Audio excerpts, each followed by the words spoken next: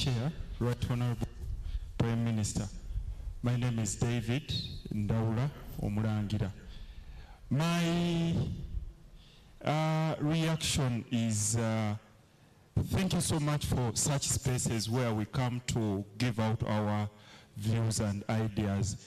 But I would request the Ministry of Finance, as in the process of making consultations and collecting ideas, if such spaces are also taken to the grassroots, like in the rural communities, because that is where the people who need these services much more.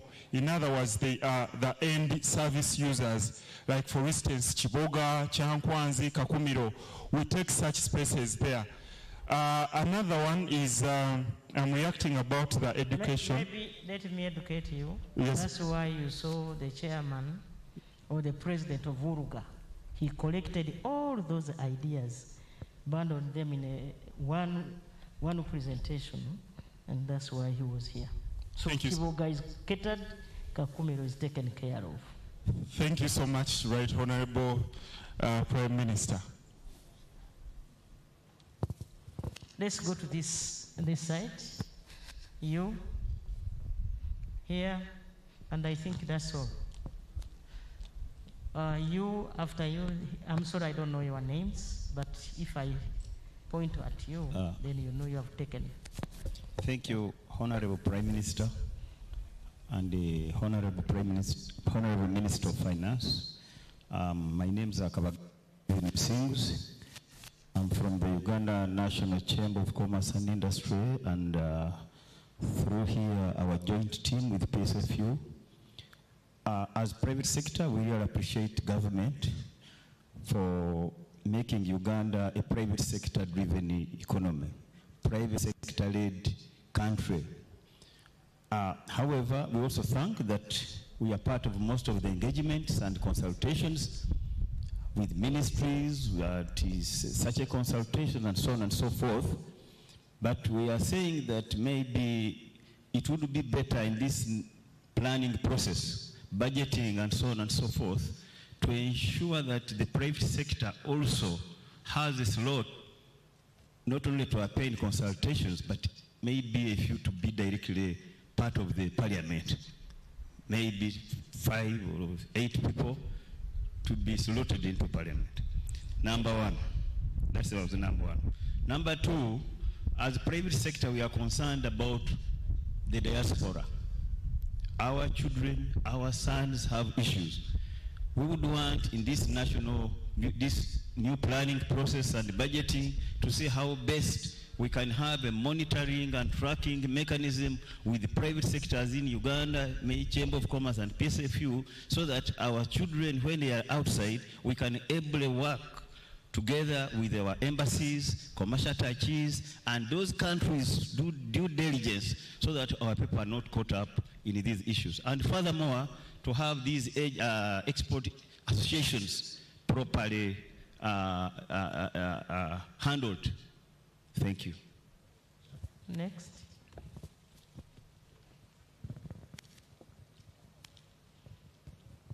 Right, Honorable Prime Minister, my name is Charles Ochichi, and I work with an organization called Enterprise Uganda. I just wanted to underscore the statement that came from the Honorable Minister of Finance about the power of business mindset. If we don't do that well, we have had so many schemes in Myoga, in Tandikwa, youth livelihood. The only difference that PDM can bring on board is putting resources into building entrepreneurs who take the money from the circles. Otherwise, if we put money in circles and the money goes one way, does not revolve, 1 billion per year will not be beneficial for this country. So I just wanted to confirm that this financial year we're discussing will allocate sufficient resources for entrepreneurship and business mindset development of beneficiaries, which was not done in this current financial year. Thank you so much. And next. Thank you very much, Madam Honorable Prime Minister. I am from Masaka district. I am the chairperson of Masaka district. But where my worry is main, we need some revisions on the U-gift issue. You know, it concerns co-funding, but the prices were inflated. That is why money is brought back at the end of the year. To at least make it a 50% reduction, there our people down will respond. Thank you very much. Next, but that point was made by the President of Uruga. Next, do we have any other?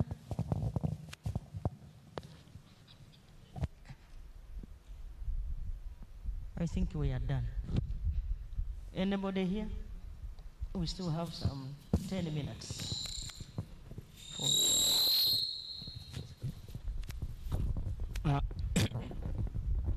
Thank you very much, Right Honorable Prime Minister and Honorable Ministers and all protocol. I am David Elweru. I'm the Acting Executive Director of Uganda National Meteorological Authority. Right Honorable Prime Minister, I want to commend the development partners, civil society, and other presenters on the issue of climate change. And indeed, there's need to strengthen the generation, storage, and processing and dissemination of the weather and climate data through appropriate equipment and personnel in order to have a continuous evidence on climate change. Right Honorable Minister, you noticed in the recent past, we have worked closely with your office in giving the early warning information that pointed to some of the disasters that we have witnessed in the past. And we need now to strengthen the equipment and personnel so that we are able to appropriately respond to climate change. It has also been prioritized that indeed the parish development model is the key priority in the coming financial year. And Honorable Prime Minister, the country depends on agriculture, and since the times of the independence, Uganda National Meteorological Authority, then under the Ministry of Water, has been collecting data, weather data about the various parameters like the rainfall for the different locations of Uganda, and we therefore needed to guide Uganda's agriculture to be based on available data on rainfall and other climate formation.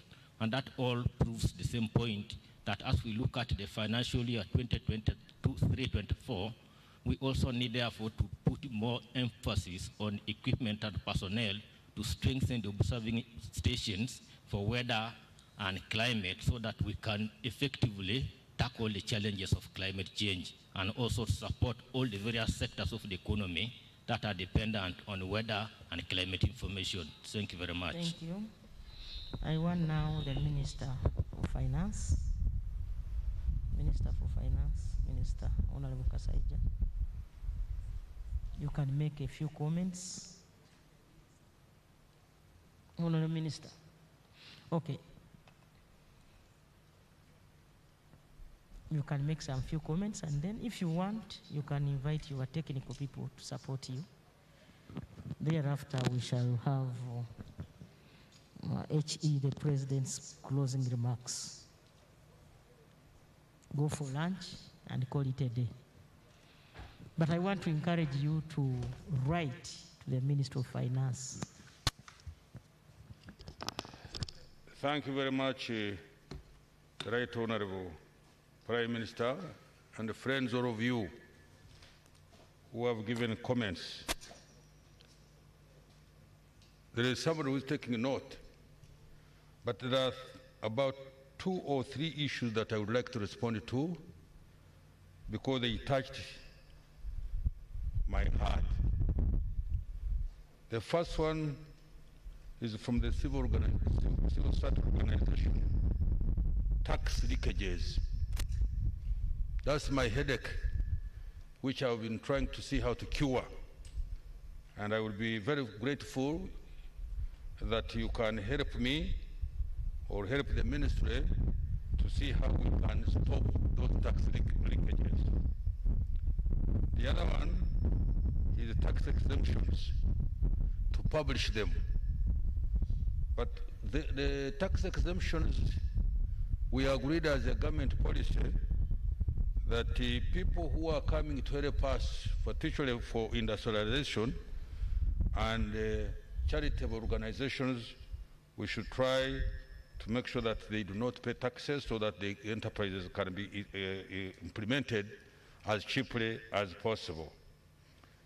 Then I'm also happy to hear about this issue from the local governments. The issue of project implementation at the district, but being controlled at the center. This is a policy that we needed to discuss. When I go in the rural areas, I hear complaints that schools, I don't know whether it's UGFIT money or not, issues of putting up schools, issues of putting up the health center floors. We award the contracts here in Kampala, and the local government are expected to supervise.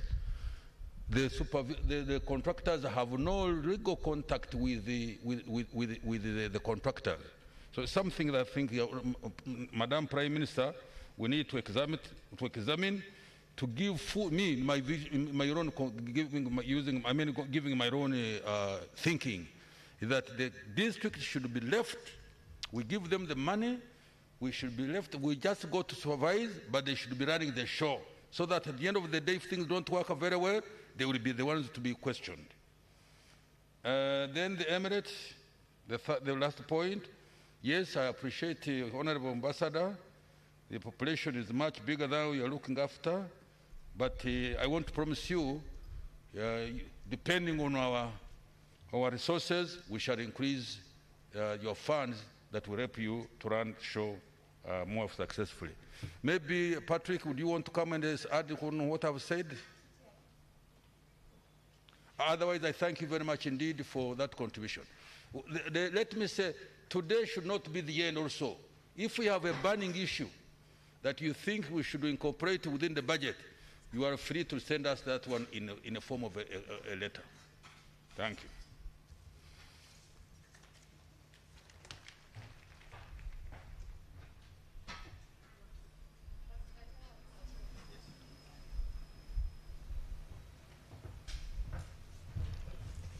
Thank you, Right Honorable Prime Minister and the Minister, for highlighting a few issues that have come.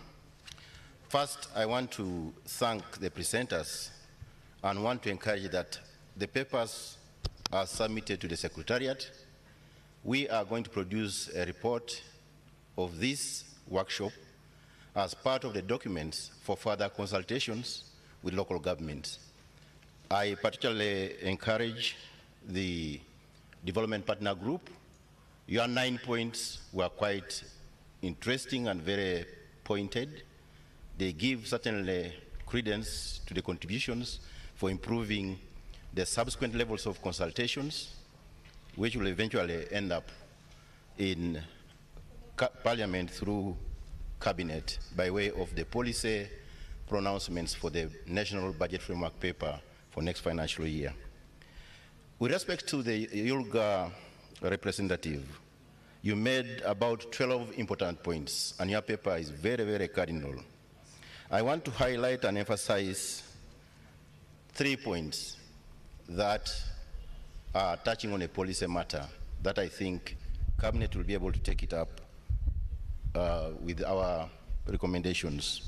That is, number one, that there are funds which are meant for service delivery at local governments, but which are staying at the center, and then they get sent to local governments, sometimes late, to implement the very programs that local governments are supposed to implement by virtue of devolution of activities.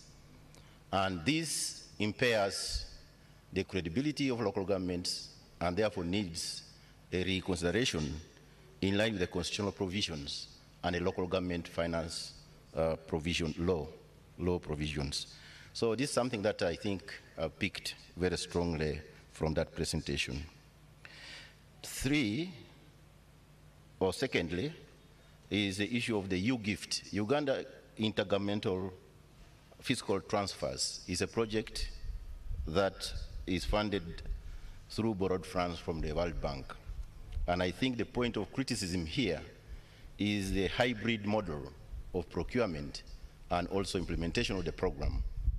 I'll undertake then to put together, I think, a technical team of Ministry of Finance, Ministry of Local Government, the three main delivery mechanisms, that's water, health, and education, and then, of course, certainly with inputs from membership of the Uganda Local Government Association to put together what we think is going to be a workable policy proposal for Cabinet to consider with respect to implementation of this program, because the matters therein are quite revealing on how best we should do them. The points the representative of local government mentioned are very true to some extent, that we need serious conclusion of discussions in that area and get a policy direction on how to improve implementation there. With respect to the commercial diplomacy and the rest of the ministers answered, we shall also want a write-up from that constituency for us to be able to put together as a result of this workshop. Masaka was emphasizing, the chair Masaka was emphasizing the issue of the co-funding, and his view is that it's inflated or something like that. We would appreciate a note or two as part and parcel of what we are going to put together to capture the mood of the discussions in this. The rest of the presentations from private sector are all well captured, and I think they formed part of the initial input to the strategy. We all the same welcome a further input from the private sector as we now go to consult with the local governments and put together the National Budget Framework Paper through Cabinet to Parliament. I beg to submit at this point in time and encourage submissions in writing to the Secretariat, who is led by Mr. Laban Blamuko. If you can stand up, and I think the Secretariats are on both sides, please coordinate submissions so that I don't miss out anything from these consultations. I thank you, Right Honourable Prime Minister. Thank you so much. Honourable Ministers and all of you present, allow me to vary the program with powers entrusted in me.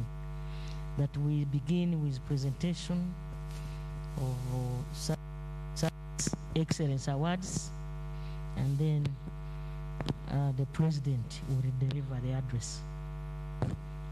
I believe it is agreeable by everybody. So the person concerned, please take charge.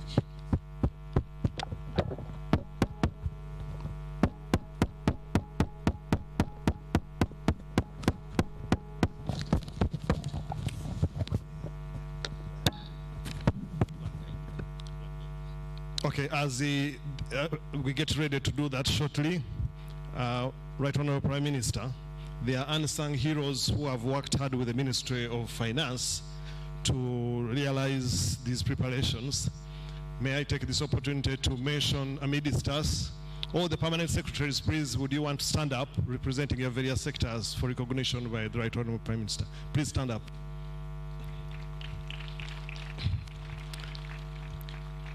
May I also specifically request the Commissioner General of Uganda Revenue Authority. Without revenue, I will not fill that gap. And we had the Bank of Uganda, the Deputy Governor, he has gone to sort out inflation. May I also quickly mention, Mr. Honourable Minister, with your permission, that there are two regional consultations that are planned. Arua Golulila Kampala as one leg, Mbale Jinja at the other, Masaka for the greater central, Hoima and Fort Portal and Mbarara for the greater western region. Kindly make sure you follow through to represent your issues for consideration in the budget. Thank you very much.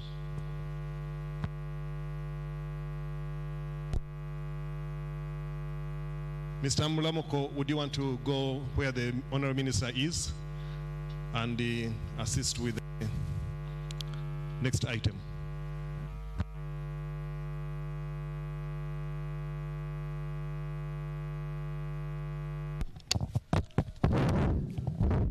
as Mr. Mbulamoko makes his way, Uganda Tourism Board, I think they generate a lot of revenue as well. May I recognize the Chief Executive? And a lot more others. I can see OWC and a lot of other players in government and partners. Thank you very much. I think let me also recognize the presence of cabinet ministers. Brothers and sisters, you are welcome. Right Honorable Prime Minister, once again, in accordance with the Public Finance Management Act 2015 and Access to Information Act 2005, the government of Uganda introduced the Budget Transparency Initiative in 2013 to scale up efforts to ensure accessibility to budget information and participation in the budget process in order to improve transparency and accountability for public expenditure and ultimately enhance public service delivery in our country. Effective financial year 2017-18, my ministry, in partnership with the civil society and the private sector, holds events to mark the National Budget Month in May and June with a major objective of popularizing the budget for the proceeding financial year to the citizens and account to the public on implementation of the previous budget. In order to ensure sustained improvement in the service delivery, effective this financial year, my ministry has adopted a performance improvement-based culture. Accordingly, as part of the National Budget Month activities for financial year 2022-23, my ministry undertook service excellence assessment for both central and local government votes based on the following existing government performance assessment framework. 1. Certificate of compliance for financial year 2021 annual budget to NDP 3, NPA. 2. Compliance of ministerial policy statements with the gender and equity requirement for financial year 2021, EOC. Report of the Auditor General, Parliament financial year ended 30th June 2021, Office of the Attorney General. Budget performance as of 30th June 2021 by Minister of Finance. Government Management Service Delivery Performance Assessment of December 2021, Office of the Prime Minister. In order to ensure objectivity of the process, the assessment was carried out by the Select Committee comprising of the following National Budget Month partners as communicated by you. Civil Society Budget Accountant Advocacy Group, chaired by the Committee, Advocacy Coalition for Development and Environment, Overseas Development Institute, Uganda Government Association, Uganda Local Government Association, Uganda Manufacturers Association, Federation of Small and Medium-Sized Enterprise Uganda.